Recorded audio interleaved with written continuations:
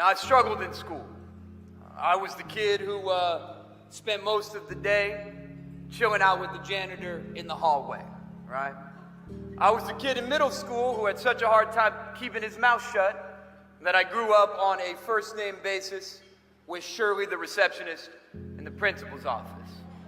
And I was the kid in high school who had such a hard time learning to read, and specifically a torturous time reading out loud, that I spent most of my high school days hiding in the bathroom to escape reading out loud with tears streaming down my face. I was diagnosed with dyslexia, or a language-based learning disability, in 4th grade. I was diagnosed with ADD, or attention deficit hyperactivity disorder, in 5th grade. And I dropped out of school for a year in 6th grade. I was a kid who believed that because I was different, I was deficient. That I was the stupid, crazy, and lazy kid. And you can imagine by the time I re-enrolled in high school, there were a lot of low expectations that surrounded me. I was told by my dad that I would probably be a high school dropout. I was told by a guidance counselor that I would flip burgers for a living. And I was told by a teacher, unfortunately, that I would most likely end up in jail or incarcerated. But you know what? I beat those odds, transcended those low expectations. I want to spend my time with you talking about what are the things, investments, commitments that help young folks like me beat those low expectations and prove them wrong. And in my life, it was really 3 things. I'm here today because of multiple teachers, but I want to tell you about one of them. A guy named Father Young. Met Father Young at a tipping point in my life where I could have went left, but I went right. First college before Brown. Marymount University. Went there on soccer scholarship. Thought I was a dumb jock. Couldn't be anything but that. And on the first day on campus, the soccer coach made us go around to the different departments and listen to the presentations. And I went around and I didn't listen to anything until I got to the English department. And the chair of the department, Father Young, was up there talking about literature and learning like his head was on fire. And I was moved. So I went up to him afterwards and I said, Father Young, you moved me. I think I might want to be an English major here at LMU, but I don't know if I can do it. I don't read well, I don't write well, I don't spell well. And the guy looked right at me and said, I believe in you. Some of the most gifted thinkers in the world, W.B.H., John Irving, they were thinkers like you. You can do this. So I was changed. That moment, I walked across campus to the other side, to the dean of academic enrollment. I walked into that guy's office. And I said, I'm going to study me some English literature here at LMU, right?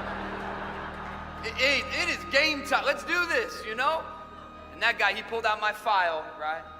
NSA, KGB, got nothing on the IEP, okay? They've been doing deep intel on me my whole life. It ain't good news in that file. It's this thick. He flips through it, he laughs, and he says, English literature, I won't approve that major. You should consider something less intellectual. So I was deflated like a balloon. Back to the kid in the hallway. Went outside, walked back across campus to Father Young, and said, don't worry about that piece of paper I asked you to sign, not going to be an English major. And he said, why? I said, that guy thinks it's too hard because of my disabilities. Father Young was real quiet. Then he looked at me and he said, in a way that only an old school Jesuit can, he said, well, son, I guess you're just going to have to prove that bastard wrong.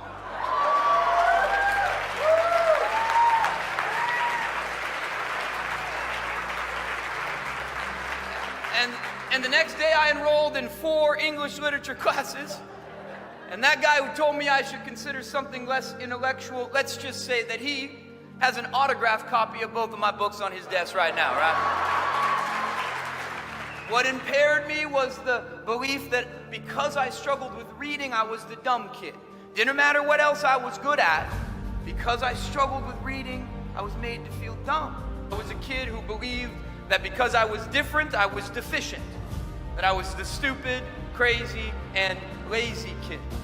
But I've come to believe to my core that these things that we have labeled to be deficiencies or disorders aren't that. They are differences in the truest sense of the word. And the thing that really disables individuals is the way that those differences are treated by others. Foundation of my journey of change was a deep commitment to not just fixing kids' problems, but finding and celebrating and scaling their strengths. So I want to spend my time with you this evening celebrating the potential of those kids who learn and live differently. Every single human being has a strength, talent, or interest that you can find and you can build a life on. Find your strengths and compensate